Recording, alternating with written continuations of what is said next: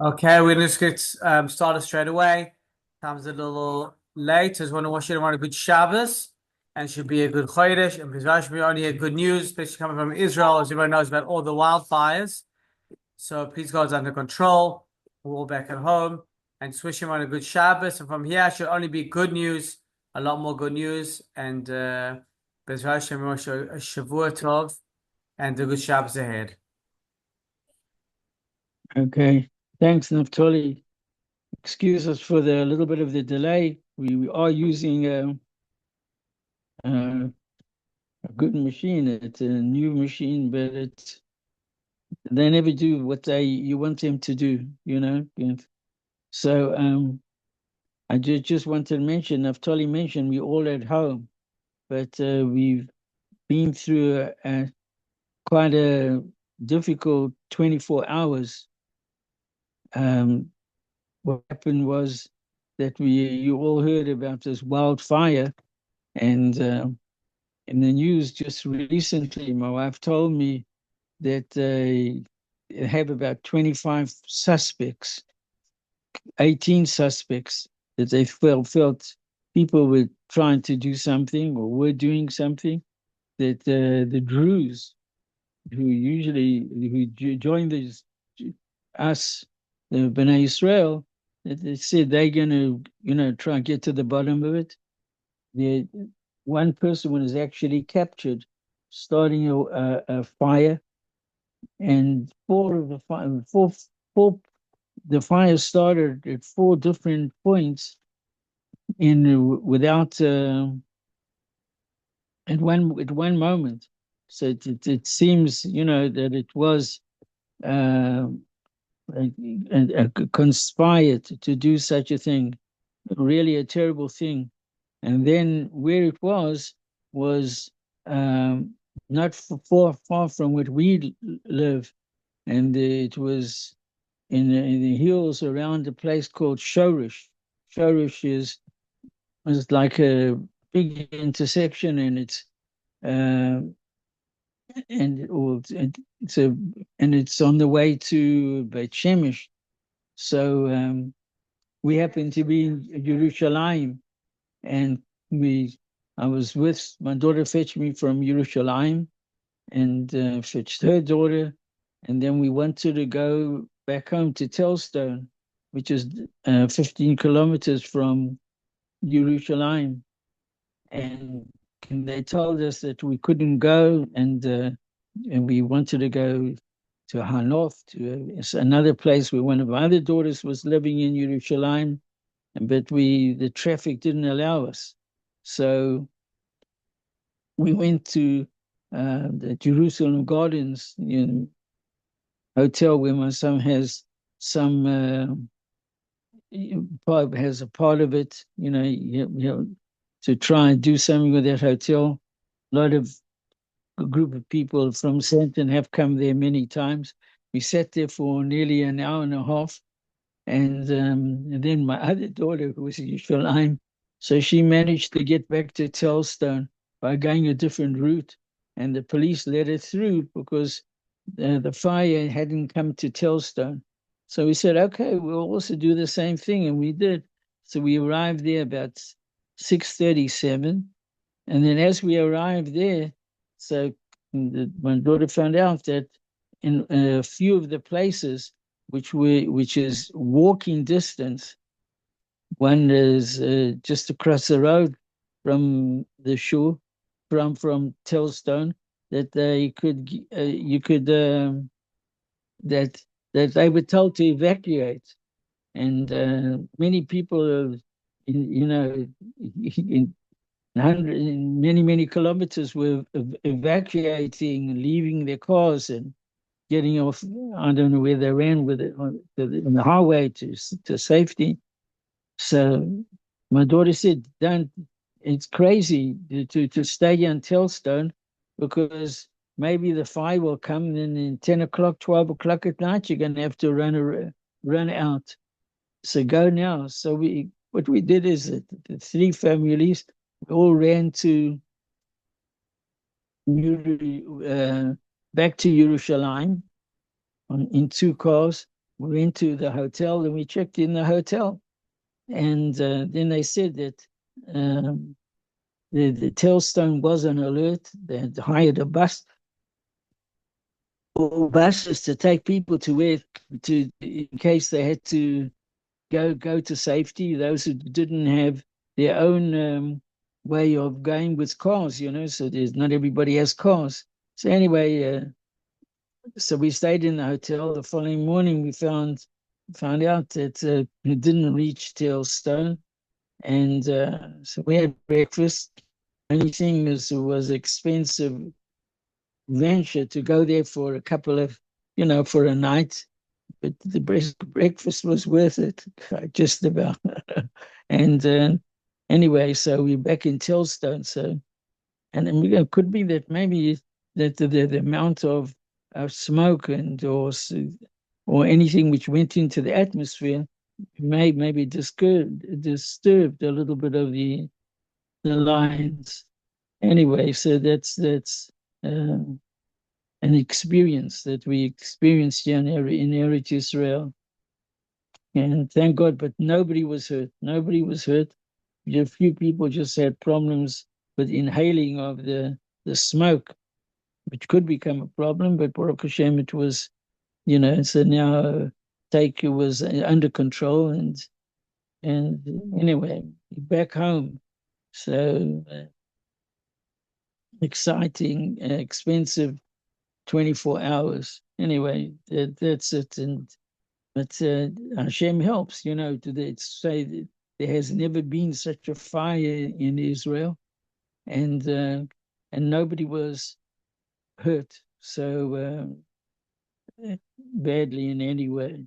So thank God Hashem does watch us, and we're always looking for miracles, but I think in a week or so ago, I'm sure you heard that there was a huge fire in Iran, and 800 people unfortunately didn't make it, and the oil was burning. They blamed Israel. Israel said they didn't, you know, they tell the truth. You see, if they could have done more, they would have done more. But so we believe like something like that is a lesson to them, and just a reminder that the Rabbanu Shalom is on our side. Like it's very interesting that the president of the communists, the prime minister, Bibi, he said that in our cabinet, we have the Rabbanu Shalom. It was also on the network, and it's very interesting, but it's very, very true. And we just don't know what's in store, but please God that the Rabbanu Shalom should just finish off Hamas and make sure that all the prisoners, the people that they abducted, should be set free. Should be peace in Eretz Israel, peace in the world, because the anti-Semitism, especially in America, is terrible. If you hear of different places, a young couple that from South Africa, we know the families that not long ago were attacked in England. So it's absurd. It's absurd that that we were the victims of all this conspiracy and this attack by Hamas, and all we're doing is trying to make sure that it never happens again, and the whole world is against Bnei Israel. But there is a God. It's impossible to not realize there's a God. I just want to mention it again because it always inspires us. In Jeremiah, in Yeshayahu, Isaiah, it says, lift up your your eyes to the heavens and see me, Bore Ele, who created these. And when people think that we just came from nowhere, so they're right. We came from nowhere, but there was there had to be, there is, you see a star, the stars, you see the moon, you see the sun. So it's where did it all come from? The world, the way the world, 365 days, and of course the moon is less, and we could go according to the moon. But where does it all come from? It all comes from that there's a Ribono Shel Olam. We have a Torah, we have a right to the land, written over and over again in the Torah, and especially these parshas when we touch on it, Tazria and Mitzvos. It's a double header. This in Eretz Yisrael, I mentioned the same in Chutz La'aretz. They read both parshas, which has a lot to do with Eretz Yisrael also. Anyway, what I the title what we wanted to speak about tonight is, it says, how is man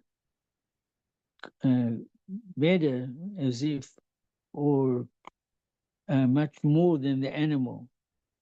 Why we compare it is because the very first Rashi, the commentator on the whole Torah, which is in the Parsha of Tazria, which is in this week's Parsha, the word Tazria means to give birth, and it talks about if a woman has a baby boy, or if a person or have a baby girl, how many days is she considered impure, and then afterwards all the blood, let's say just take the boy, she's impure for 7 days, she touches something, and a Kohen can eat it, the laws of impurity. And then and all the blood, that any flow of blood that comes from her, she's asur, forbidden to her husband. And then after the 7 days, for 33 days, the blood is considered and pure, in a way that they're allowed to be together, and whatever she touches doesn't become impure. But and of course that's a huge part of all the halakha, the laws of mikveh, nida, and etc.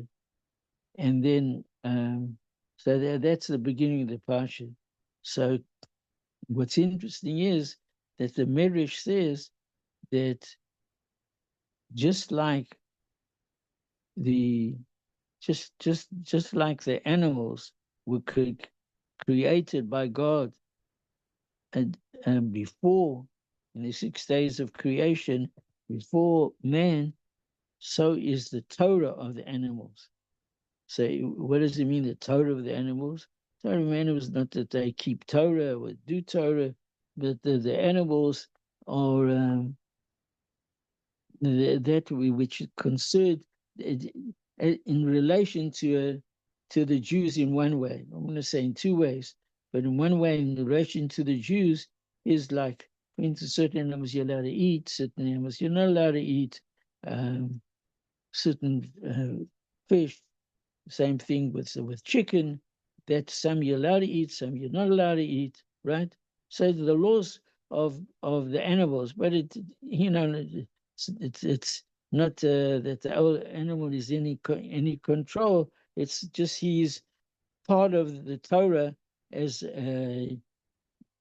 not even a recipient. He's, the Torah speaks about him, but the Torah speaks, he is created. An animal is created before man, and also his his activity, or what was done with him, as far as all the laws, even of if he has to till the ground, so you're not allowed to do it with an ox and a donkey together. One pulls more than the other. So all those laws are mentioned before the laws of a human being. What's the laws of human beings? The word, some of it is Tazria Matzora. What's a Tazria? If a woman after childbirth, when is she permitted again to her husband? And for what length of time?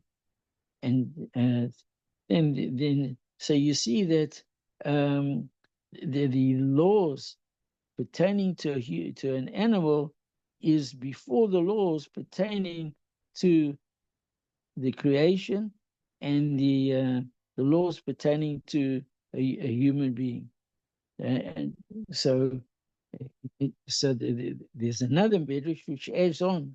This medrash adds on is that if a man is zocher, zocher means if he does what he's supposed to do, he learns Torah, he practices the Torah, then they will say that he came before the world, or before the animals of the world.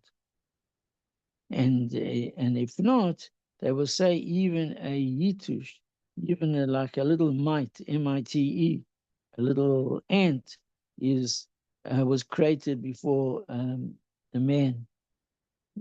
So it's sort of showing that mankind is perhaps not as important as chashuv, as the animals, because the animals are used for sacrifices, they're used for planting, when it comes to cultivating the land, to sowing the land, to plowing the land. So we shouldn't feel such big shots. The animals, maybe they are bigger than us. So, but then the Midrash goes on to say, he says, no, that if a man learns Torah, then they will say, then he came before the world. So the Ksaf Sofer, he explains that what does it mean? You can't undo creation and say that man was first when he was only second, right? So what it means. So he says, just a very interesting, Ksaf Sofer was one of the great German scholars. His father was the Chassam Sofer, and one of the greatest minds and halachics in that part of the world. So he says that, and if you look at an animal, as soon as they're born, the animal, give it a couple of days, the animal's eating. He doesn't have to work for his food, right? He grazes. There's much more to say about how he lives, etc. But he becomes self-sufficient very fast, right? So, but a human being on the other side has to work for his panosa, right? He can't eat grass, right? So what he has to do is he's got to sow bread, kernels of bread. He has to he has to plant trees and get the fruit, right? Whereas every animal has a source of food, right? Some of them attack other animals.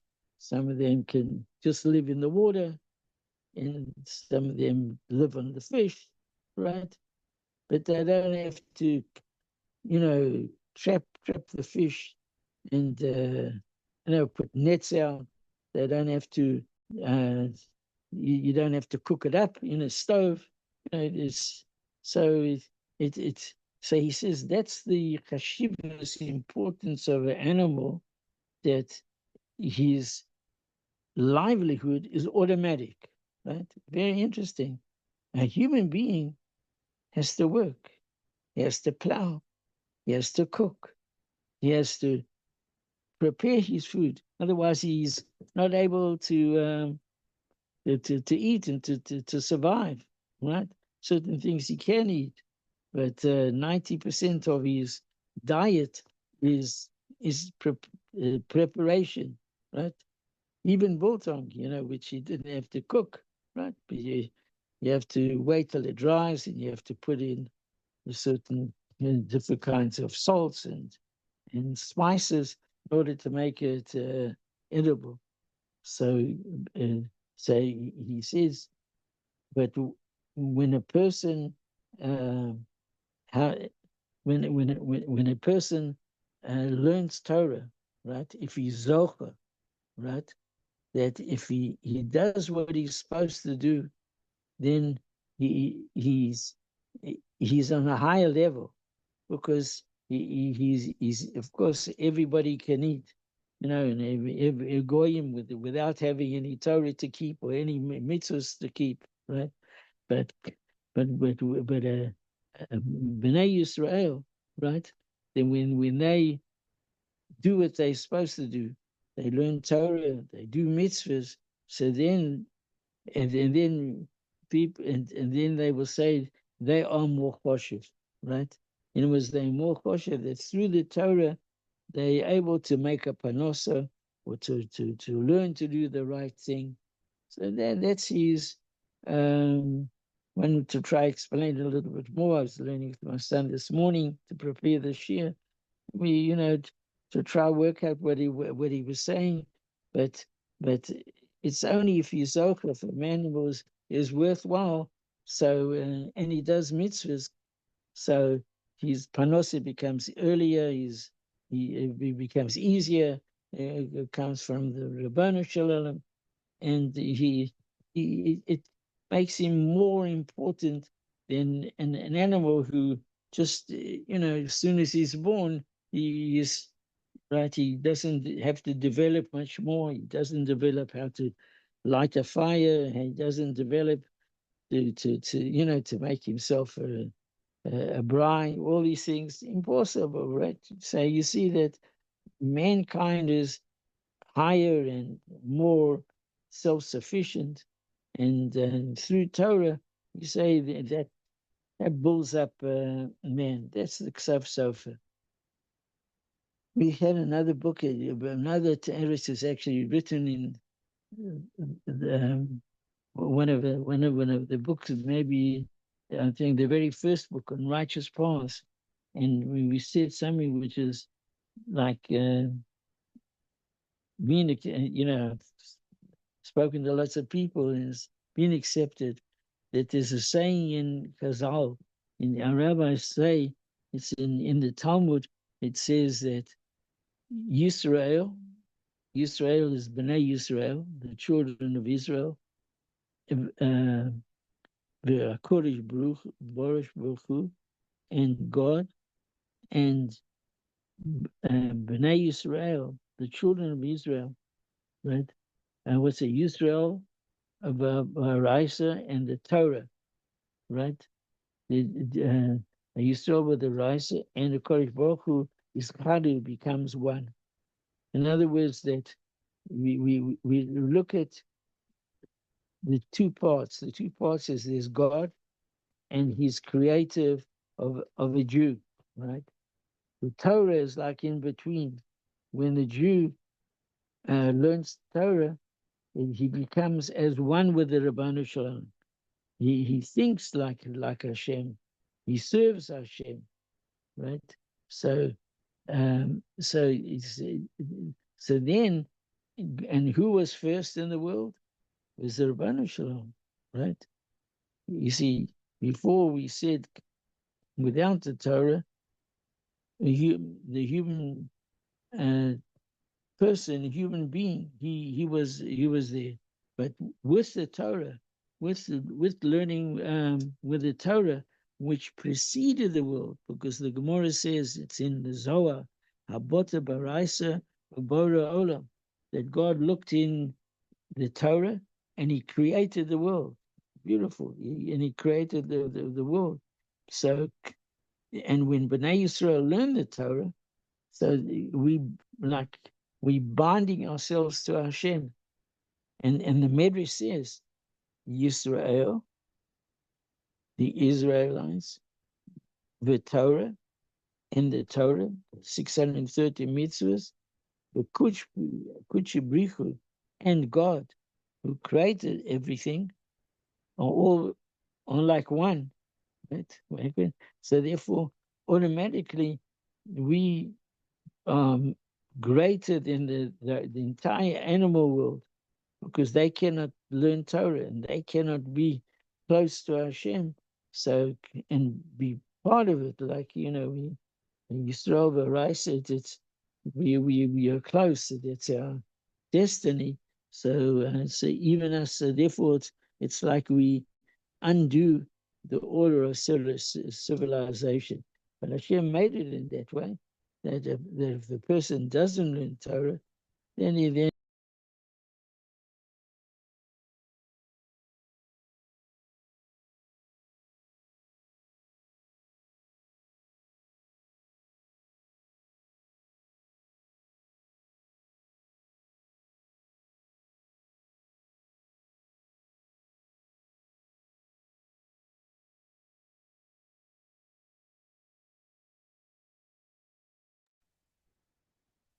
Is anyone there?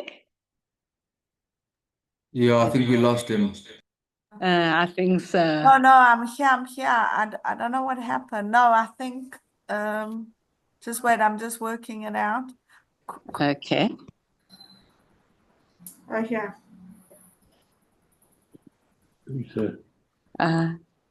Devorah.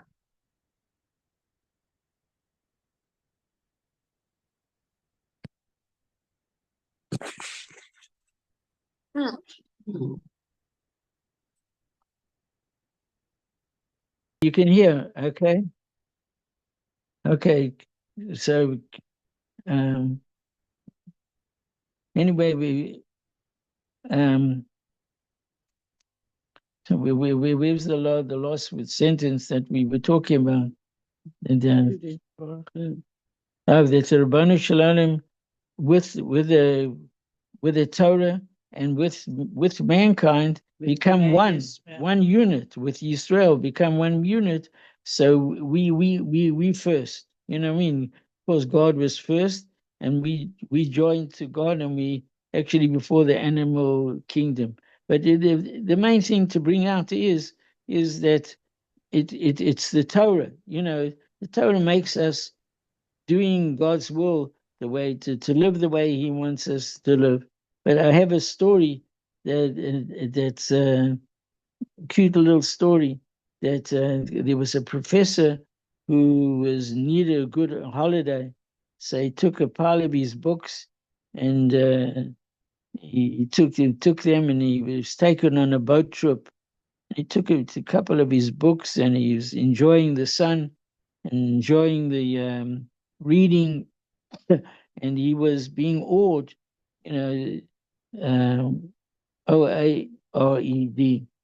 He had someone who was guiding this little boat that he had. And they have them. Remember the Zoo Lake in South Africa, you had oars, and so he took him into the middle of the lake, and then suddenly it started to rain, and it pelted down with terrible rain, and the boats overturned. So before that, the professor had asked the boatsman, the one who was ordering him, the one who was leading him, he says, "Have you ever learned philosophy?" So the guy says, "No." He says, "Oh, you lost a quarter of your life." He says, "Have you learned astronomy?" He says, "I don't know what it is." He says, "But the stars lie, He says, "No." He says, "You've lost another quarter of your life." And then they went on a little bit more. He says, "What about the language, different languages? Have you ever learned a language and understood it more than the dialect you're speaking now?" He says, "Not really." He says, just very humble little man. Suddenly, after this was their conversation while it was sunny. But after it started to rain, after the boat turned around, so the oarsman turned to the professor. He says, "Professor, can you swim?" So he says, "No." He says, "Professor, you've just lost your whole life." Right? So in other words, there's many things that we have in life, but the most important thing is is our way of life, the correct way of life, the Torah way of life. That brings real happiness. And you're looking in the lesson, just want to add this last little thing, which is part of that preparation, is that the Rabbanu Shalom has the laws of the second parsha, of Mitzvah. Mitzvah means a person who has not leprosy, but it was that leprosy which had in those days. Said if the Gemara learns out from there, if a person speaks Lashon Hora, so he's he has this makala, the sickness, and it comes from not being as the person should be. So that it's very interesting. I remember in the Shiva they always mentioned that when people were on a higher level than we are today, so to keep us on that high level, so there was, it's saras. The Gemara says it comes from speaking Lashon Hora. Fire could come out of it, and so they're not speaking decent about people. So then it's it's uh, it, it's it, it's a result of being like it. It's like the famous story with Pinocchio when he used to tell a lie. So in this comic strip, his nose started to uh, become elongated, to become longer.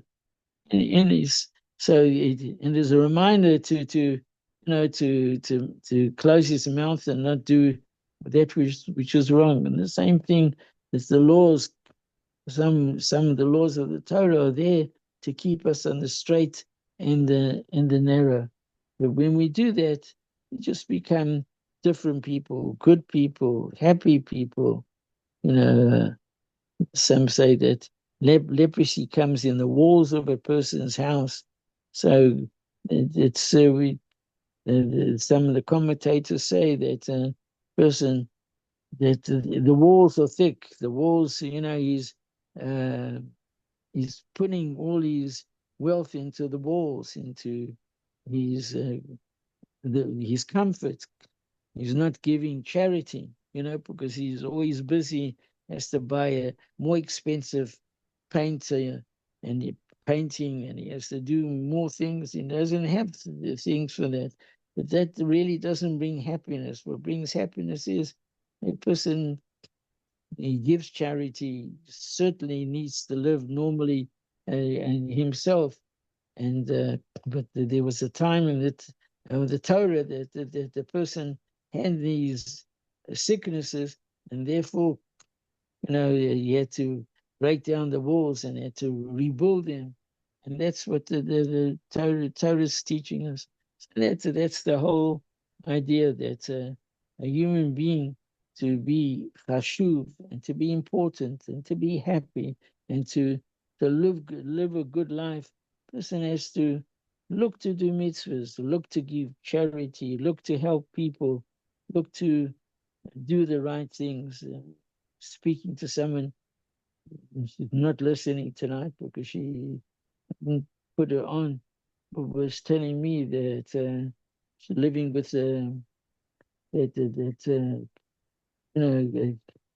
husband is not cooperative in important things in life, and it's missing out. The guy's more interested in smoking maybe, or other things, and that's the person that does what the person's supposed to do, and uh, just follow the mitzvahs. It's all laid out for us.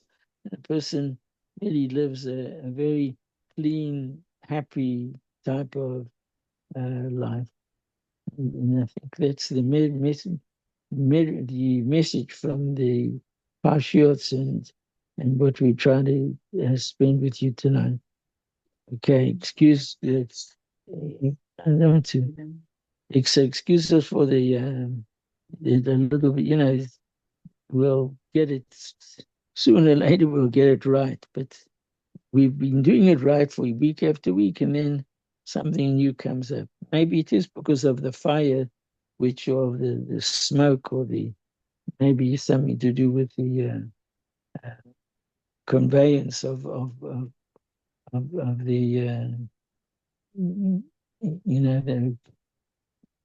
the iPhone and different